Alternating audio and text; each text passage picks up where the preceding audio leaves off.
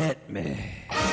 From Studio A in Arcata, behind the redwood curtain, it's time for... Succotash. Succotash Clips, the original comedy soundcast featuring snippets from comedy... Soundcasts. And here's your host from up the coast, practically unknown outside of comedy soundcasting, comedy soundcast soundcaster, Tyson Sainer. Insaner.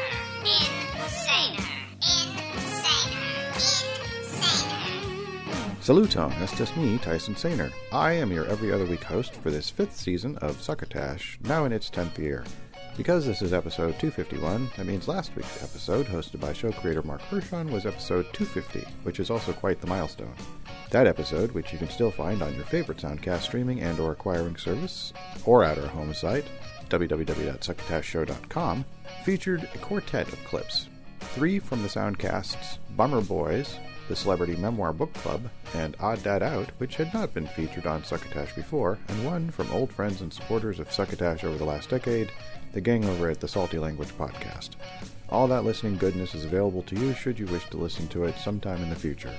This week I've got 3 clips for you from the Soundcast's Worst Movies Ever Played, Thought Spiral, and Bob Saget's Here For You. There's also a Henderson's Pants ad in store for you somewhere in this program. If you've been listening for a while, you probably know more or less exactly where in this episode to expect to hear that. It's all in the future at this point, so let's move forward, shall we? Our first clip of the program is from Worst Movies Ever Played, from Starburns Audio. Its description says, Worst Movies Ever Played is a new actual play podcast where 3 comedians improvise hilariously bad VHS movies, the kind you'd find scavenging through the dumpster behind a Blockbuster video. Hosts Patrick Baker from Regular Show, Brent Butler from Norm Macdonald Live, and Geoffrey Golden from Wet Hot American Summer RPG. I didn't know there was a Wet Hot American Summer role-playing game. Produce cheesy movies on the fly using the straight-to-VHS role-playing game. They play every role and narrate the action, while Hollywood sound designer Adam Baker of The Invisible Man provides the music and sound effects. Season 1, Pecs in the Schlock. A man's brain being transplanted into Air Force One. A small-town cop solving mysteries with a talking owl, teens using satanic magic to make self-driving cars, and a low-budget sci-fi flick called Space Squad that's legally distinct from another unnamed popular space movie franchise. No lights, no cameras, but 10 episodes of action. Also, plenty of dice rolling, bizarre characters, and mind-numbing plot twists, all without rental fees. So the clip I've chosen is from March 30th, 2021, from an episode entitled Stop or My Owl Will Shoot, Part 1. Its description says, In Stop or My Owl Will Shoot, Hoot is only 2 feet tall, but this owl wasn't born yesterday. In fact, he used to be human until he was brutally murdered in these very woods. Now, with the help of a bumbling sheriff, a magical tree spirit, and a pistol in a plastic grocery bag, Hoot's on a mission to avenge his death, and also save the forest, and stuff. At the table, Patrick figures out a novel solution for an owl to carry weapons. Additionally, it says, Worst Movies Ever Played is an actual play comedy RPG podcast where the hosts create bad VHS movies, and then it says the films are made using only the power of imagination, a few pencils and dice, and a very expensive Hollywood sound designer. Well, and it is quite entertaining. Now, I chose this clip because it seems to be the best way to get across what to expect from this soundcast. In a world where the 80s ended before all the terrible movies were made, 3 brave role-playing gamers will do whatever it takes to make the worst movies possible. But for budgetary reasons, the movies are only in audio. These are the worst movies ever played.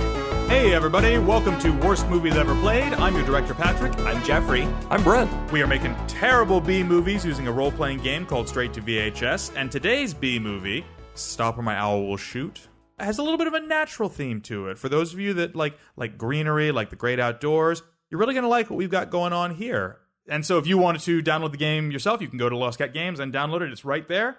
Tell me what characters you guys are playing today. I'll be playing as a small-town sheriff, Vernon Werner, who's a bit of a coward and really loves to cook chili. He's got a big chili thing. And he's the one sheriff in this small town. And Brent, what do we got from you? I'm playing Hoot, a talking owl. Perfect. Oh, I'm sorry, did you want more information? I thought I was crystal clear when I said I'm going to be playing Hoot, a talking owl. And so now that we have all that set up, we are going to go all the way back to 1985 in Oregon. We are very, very close to a national forest, and if you zoom in through the deep, dark woods with trees whizzing by you, you're rustling a little bit of pine as you do, you hear crickets, and we stop on a man named Randall, dressed like a lumberjack. And he is right in front of an Oregon white oak, and he is about to chop this thing down.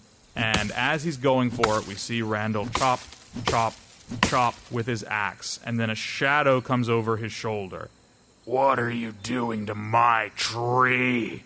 And then there's a slashing noise. Then before Randall knows it, he is out.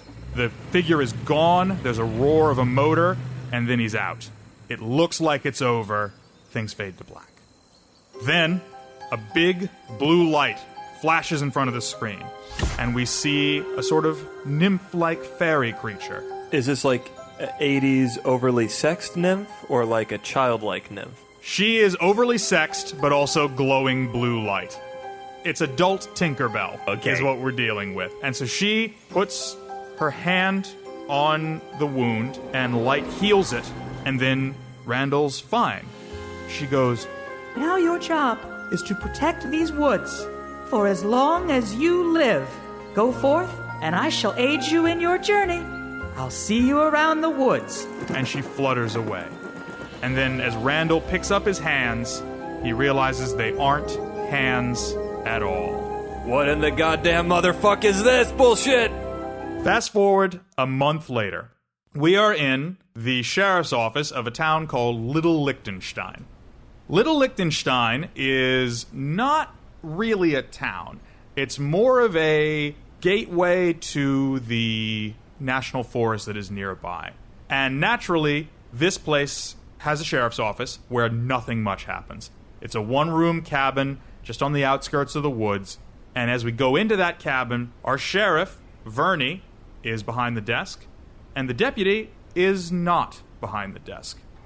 Vernie, you realize that it's the end of the day, and the deputy hasn't reported to work yet. This is very unlike Deputy Dillbender. He's usually very punctual.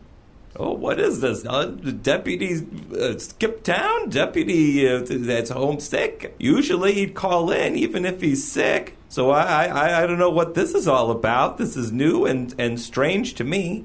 Once the sheriff is done talking to himself, he picks up the phone and he calls Deputy Dillbender's house. Let's see, it's ringing. It's ringing. Appears to not be home. The sun goes down as you're waiting for the phone to pick up. You know, I've tied up the one phone line for a long time. I guess somebody could have been calling for help, but this is important police business. There is a slam at the window, and then there's another slam at the window. There's an owl slamming himself against the window. Oh God, it's a killer owl. I didn't think we had him in these parts. A killer owl. I better get my broom. This owl is our friend Hoot. But Vernie doesn't know that. No. No. Vernie doesn't know that. Vernie goes to grab, is there like a broom? Yeah, there's a broom in the room. Yeah, Vernie goes to grab the broom. You can follow the people on Twitter. Patrick Baker is at It's Patrick Baker. That's capital ITS, capital PATRICK, capital BAKER. Geoffrey Golden is at capital GEOFFREY, capital GOLDEN. And Brent L. Butler is at Brent L. Butler, capital BRENT, capital L, capital BUTLER. So apparently Straight to VHS is a product of Lost Cat Games. So you can go to lostcatgames.com, or you can Google Straight to VHS and find the game for yourself, I guess. You can also go to starburns.audio/podcasts/worst-movies-ever-played to find the show. Next up, Thought Spiral from Andy Kindler and J. Elvis Weinstein. Its description says, comedians Andy Kindler from Bob's Burgers and Marin, and J. Elvis Weinstein from MST3K and Freaks and Geeks, convene weekly to solve the problems of the world, but usually end up talking about comedy and various forms of anxiety. Produced by Alex Brazel of Showbiz Studios. I do hope I am pronouncing your name correctly. So, Thought Spiral was actually clipped back for episode 184, delivering the Xmas clips, and posted way back on December 22nd, 2018. The clip in question was taken from the episode known as Test Show number 64. This show's clip is from April 12th, 2021, and it's called Test Show number 204, in which the description says, Andy's famous shirt, Josh stops hovering, Andy gets some road work in, Josh finally getting a real shot in the arm is in all caps, Clyde takes a leap, listener questions, and much more spiraling. I chose this clip because I really feel it captures the essence of the listening experience. Are you adding 2 emoticons to the end of every one of your things now, like the kids do? I do. The wide open laughing with the tears shooting out the side. You know, that's what's going to happen. How do you up the ante? You're crying, laughing. Then what's next, Josh? They'll blow up soon. I mean, it'll laugh. What else do I have to do to indicate? It'll be ha ha ha ha ha ha ha ha bing bang. Oh!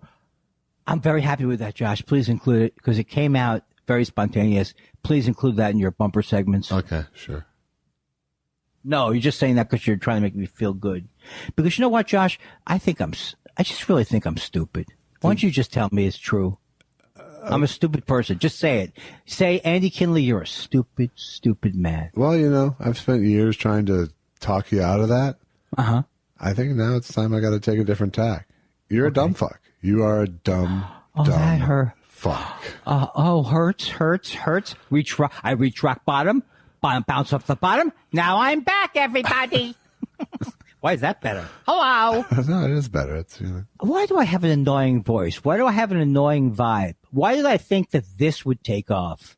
The guy who has an annoying timbre to his voice. Why did I think that was going to be big? Who can't stop talking about his Jewishness?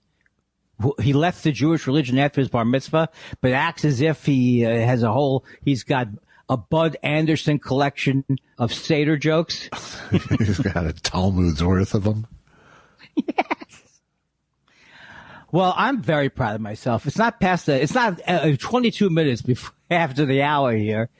Coming up, we're still giving away those Aerosmith tickets from Andy's act back in 2004. Coming up in the next hour, Andy's still going to be making jokes about the original Survivor. Check it out. It is. Brian Williams chunk. His Brian Williams chunk. Hot off the presses with his Brian Williams lying story. It was like a pre-taped little sketch piece. Okay, so what they're doing is they're trying to combine the hilarity of the fact that he was the Johnny Carson of Fox News. Right. Now they're making it official now. Now they're making it official, but they want to combine some of the hilarious stuff he did on his show, but now he's on the big line. All the funny of right-wing comedy combined with the magic spark of Jay Leno's 10 o'clock version. As dry and dry, not like dry wit, but just as like cardboard somehow. This kind of comedy is.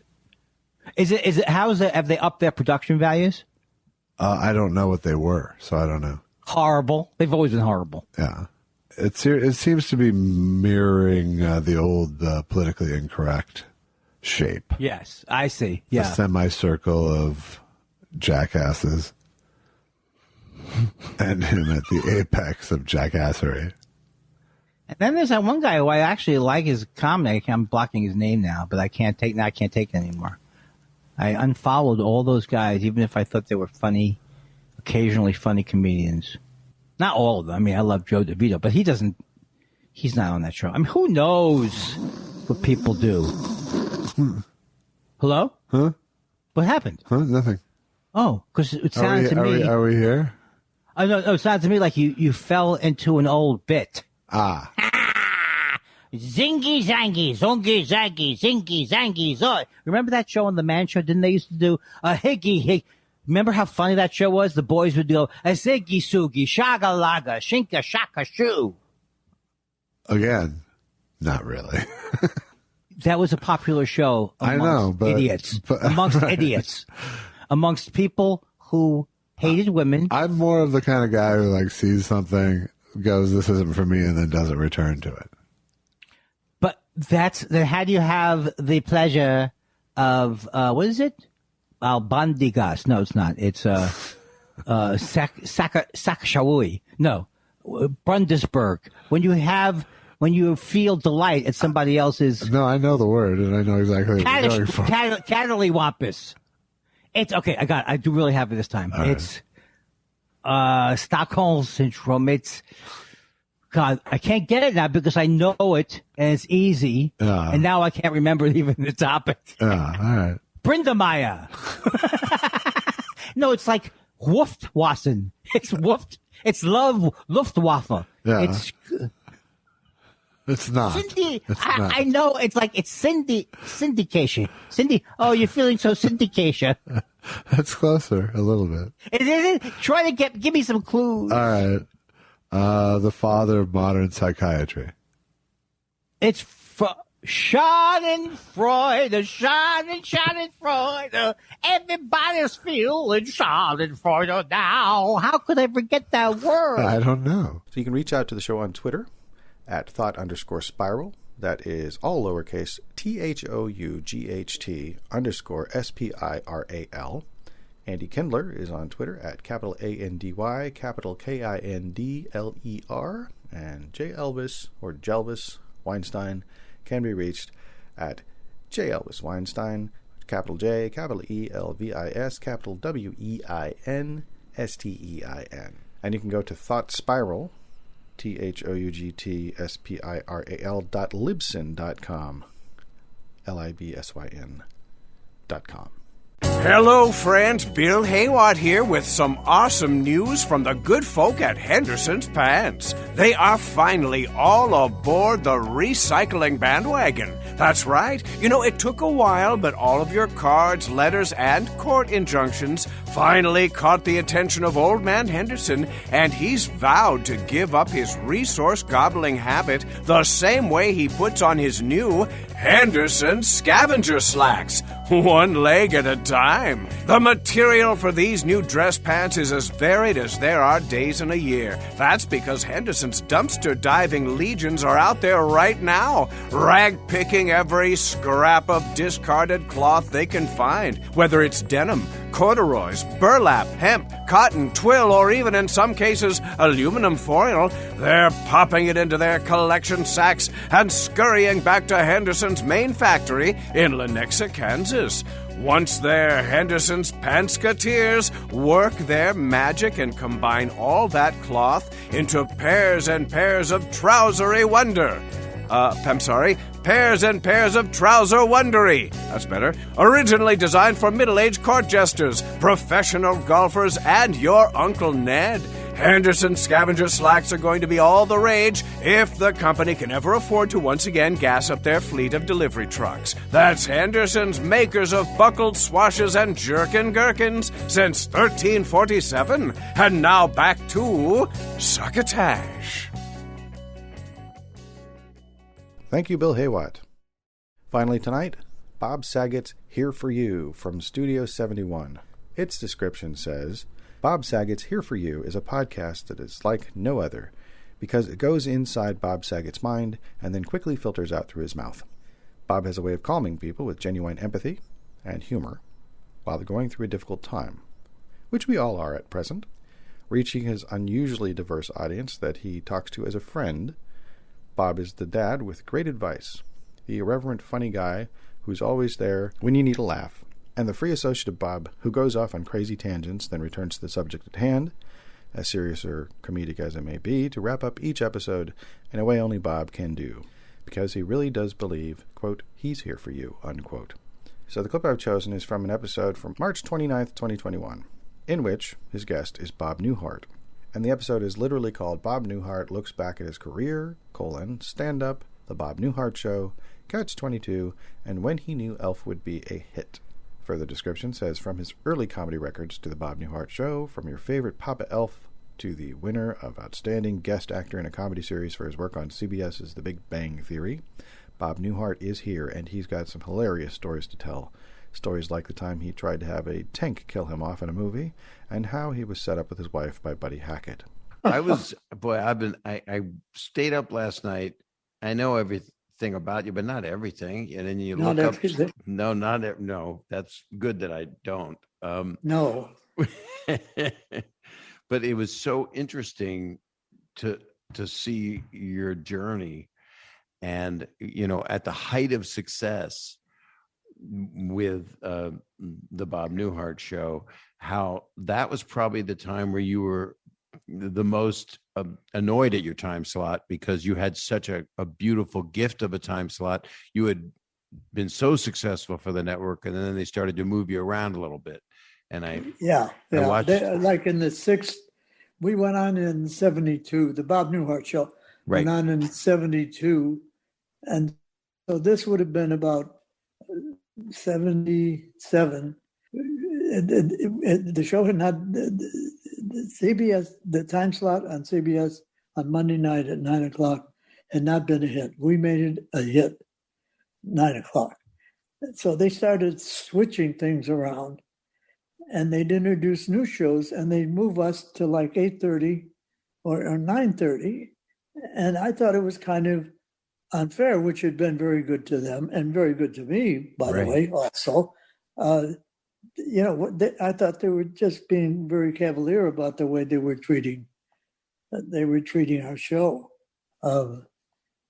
And so I was about to, the show went on in 82.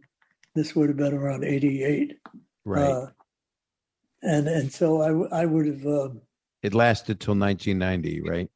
Yeah, it ran 8 years. The Bob Newhart Show ran 6, and Newhart ran 8. So at 14 altogether. Yeah. So amazing. That's just unbelievable. Yeah. It really is. And then Bob ran for 2 years, I believe, or was it like a year and a half, 2 years? Yeah, I love that show. There should be a law in broadcasting that you'd never remove Bob Newhart. I mean, you chose to leave the Bob Newhart Show, correct? I did. Yes, I did. How do you do that with something that changed television? I mean, Mary Tyler Moore Show was there first, and then MTM came to you, right? Yeah.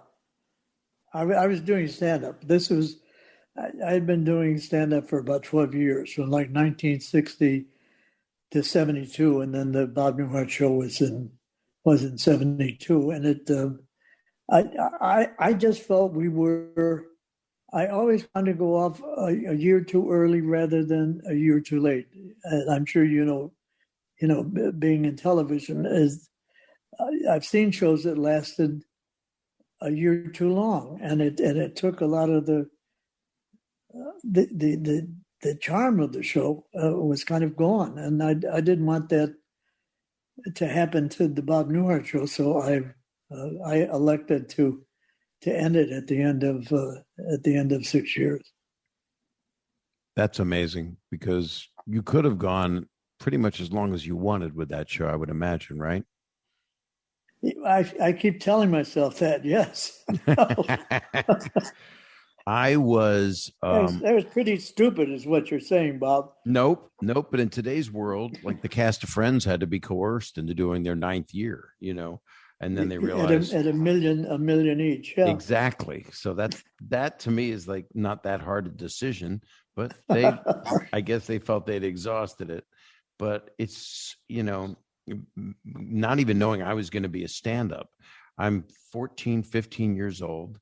I'm trying to think what year it was. It was right at the beginning of the Bob Newhart Show, and I snuck in to your audience because you had to be 16, and I watched it being shot at CBS Radford, and I came a couple times to watch you do the show, and I was so in love with the show, and I was a kid. I didn't think I'd be doing this for a living. And I guess it was 1974 or three. I went a couple years to it. It would have been 74. Yeah. And you were Dr. Bob Hartley and Suzanne Plachette. It was amazing. I know she was one of your best friends in your whole life. Oh yeah. Yeah. She was marvelous. Susie was marvelous. Yeah. And Bill Daly and Peter Bonners, right? Peter Bonners, and I had been with Peter in Catch-22. I'm just reading the book on Mike Nichols. I'm just reading the book about Mike, and he has a chapter in there about Catch-22, and Marsha Wallace. And Marsha Wallace was a doll. She was on Full House once. I knew Marsha. She was. Was she? Oh, I didn't know that. Oh, that's interesting. Yeah. This is a terrific episode if you were ever a fan of Bob Newhart or currently are. The show does not have its own Twitter account. However, Bob Newhart does, and he is at capital B-O-B, capital N-E-W-H-A-R-T, and Bob Saget is all lowercase B-O-B-S-A-G-E-T. And, of course, you can go to bobsaget.com to find him. Once again, BOBSAGET.com. And now we've reached the end of the show once more. I do hope you enjoyed the selection of clips that I had selected for you. These bite-sized shows are admittedly somewhat easier to put together than the longer ones used to be. Sort of makes sense, doesn't it? I do enjoy listening to Soundcast still. And if it weren't for this show, I would listen to far less of a variety of shows.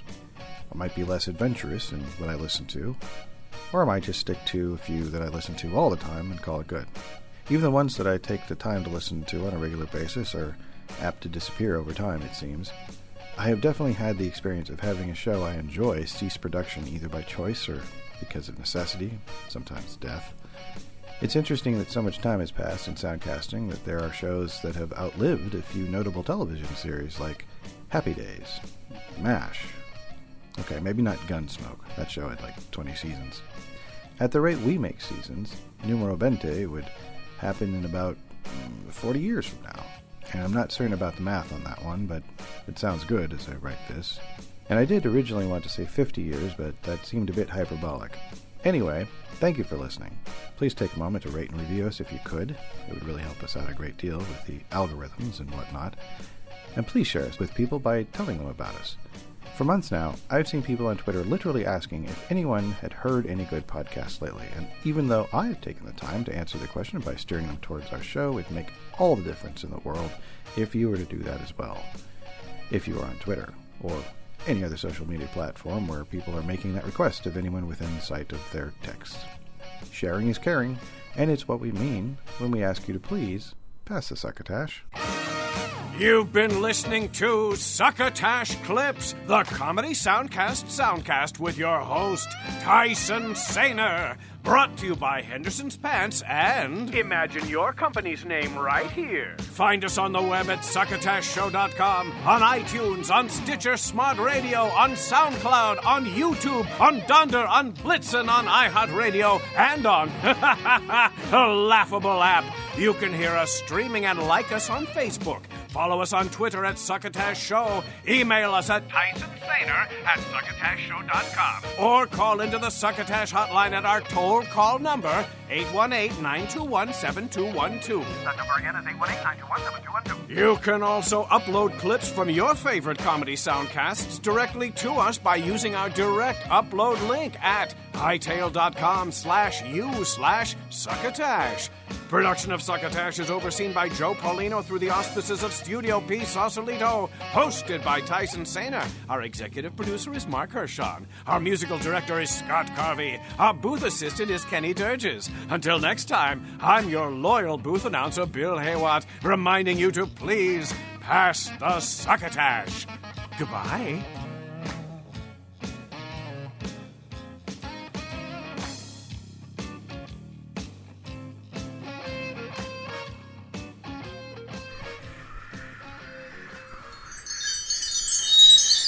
This has been a Succotash Patch production.